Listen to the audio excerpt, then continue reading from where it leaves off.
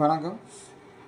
8ஆம் வகுப்பு கூட்டு வட்டிக்கும் தனி வட்டிக்கும் இடையே உள்ள வித்தியாசம் கண்டுபிடிங்கன்னு கேட்குற கேள்விக்கு இந்த 2 சூத்திரங்களில் ஏதாவது ஒரு சூத்திரத்தை பயன்படுத்த வேண்டியிருக்கும். 2 ஆண்டுகள்னு கொடுத்துருந்தாங்கன்னா P × R/100² அப்படிங்கிற சூத்திரத்தையும், 3 ஆண்டுகளுக்கு கூட்டு வட்டிக்கும் தனி வட்டிக்கும் இடையே உள்ள வித்தியாசம் காணல் அப்படிங்கிற கணக்குக்கு P × R/100² × 3 + R/100 அப்படிங்கிற சூத்திரத்தையும் பயன்படுத்தணும். சிஐங்கிறது காம்பவுண்ட் இன்ட்ரெஸ்ட் கூட்டு வட்டி, எஸ்ஐங்கிறது சிம்பிள் இன்ட்ரெஸ்ட் தனி வட்டி. ஒரு குறிப்பிட்ட அசலுக்கு ஒரு குறிப்பிட்ட வட்டி விகிதத்தில் காம்பவுண்ட் இன்ட்ரெஸ்ட்டுங்கிறது தனி வட்டியை விட தனி வட்டி மூலமாக சூத்திரம் பயன்படுத்தி கண்டுபிடிக்கக்கூடிய விடையை விட மதிப்பை விட இந்த கூட்டு வட்டியின் மூலமாக கணக்கிடப்படக்கூடிய தொகை அதிகமாக இருக்கும். அதனால தான் அந்த வித்தியாசங்கிற வார்த்தை அல்லது வேறுபாடுங்கிற வார்த்தை கேட்டிருக்காங்க. தனி வட்டியை காட்டிலும் கூட்டு வட்டி சற்று அதிகமாக இருக்கும். எவ்வளோ கூடுதலாக இருக்குது அப்படிங்கிறத கேட்குறது தான் இந்த கேள்வி.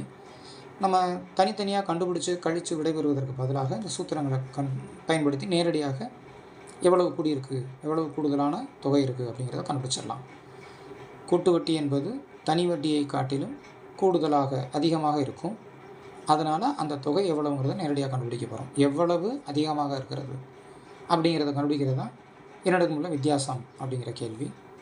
இப்போ இந்த எடுத்துக்காட்டு கணக்கு பார்த்தோம்னா, கூட்டு வட்டிக்கும் தனி வட்டிக்கும் இடையே உள்ள வித்தியாசத்தை காண்கிறது தான் கேள்வி. இதில் இந்த கேள்வியில் 2 ஆண்டுகளுக்கான வித்தியாசம் எவ்வளோன்னு கேட்டிருக்கு. இந்த கேள்வி 3 ஆண்டுகளுக்கு உண்டான வித்தியாசம் என்னென்னு கேட்டிருக்கு. முதல்ல இந்த 2 ஆண்டுகளுக்கு உண்டான வித்தியாசம் என்னங்கிறத பார்ப்போம். 2 ஆண்டுகளுக்கு கூட்டு வட்டிக்கும் தனி வட்டிக்கும் உள்ள வித்தியாசம் என்பது P × R/100². Pங்கிறது நமக்கு கொடுத்துக்கப்பட்ட கணக்கில் 5000, R என்பது 4, N என்பது 2 என்பதனால தான் இந்த முதல் சூத்திரம் தேர்வு செய்கிறோம்.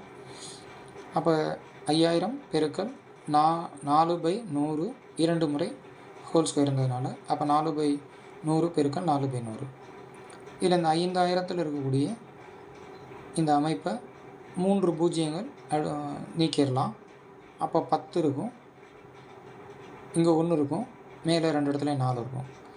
இந்த 5 ஓர் 5 5 ஈரஞ்சு 10ன்னு இங்கே அடித்து கொடுத்துடலாம்.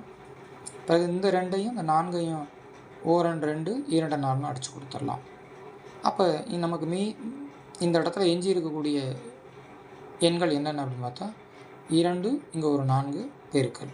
இந்த 1 வந்த இடம்லாம் பெருக்கும்போது மாற்றத்தை ஏற்படுத்தாதனால அதை விட்டுட்டு எஞ்சியுள்ள இந்த 2ஐயும் 4ஐயும் மட்டும் பெருக்கணும். 2 8.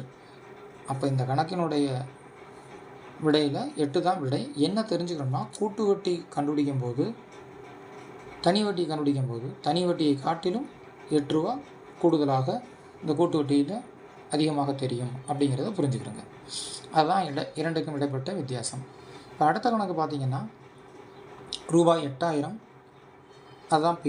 ஆண்டு வட்டி வீதம் 5%, 3 ஆண்டுகள் காலம். அப்போ அதற்குரிய சூத்திர முறையை நம்ம தேர்வு செய்யும்போது P × R/100² × 3 + R/100. அப்போ Pங்கிறது 8000 பெருக்கல், Rங்கிறது 5, 5/100 2 முறை ஸ்கொயர் இருக்கிறதுனால அடுத்து பெருக்கலாக அடுத்து ஒரு சூத்திரம் ஃபாலோ ஆகுது. 3 + R/100. அந்த Rல் 5 பிரதியீடு செய்கிறோம். இப்போ இந்த வெளியில் இருக்கக்கூடியதை முதல்ல சுருக்குவோம். மொத்தம் 4 பூஜ்ஜியங்கள் இருக்குது, மேலே 3 பூஜ்ஜியங்கள் இருக்குது, நீக்கிடுங்க. அதில் ஒரு பூஜ்ஜியம் மட்டும் இருக்கும். அப்போ இந்த 5/10ன்னு வர்றதுனால ஓர் 5 5 ஈரஞ்சு 10. அதுக்கப்புறம் இந்த 2ஐயும் இந்த 8ல் 4 2 8ன்னு அதில் உள்ள பொது காரணியை நீக்கிடுறோம். அப்போ இங்கே 1 வந்துடுது. இப்போ நம்மகிட்ட இருக்கிறது ஒரு 5, இந்த 5ஐ நீக்கியிருக்கிறோம். அப்போ இந்த ஒரு 5, இந்த ஒரு 4.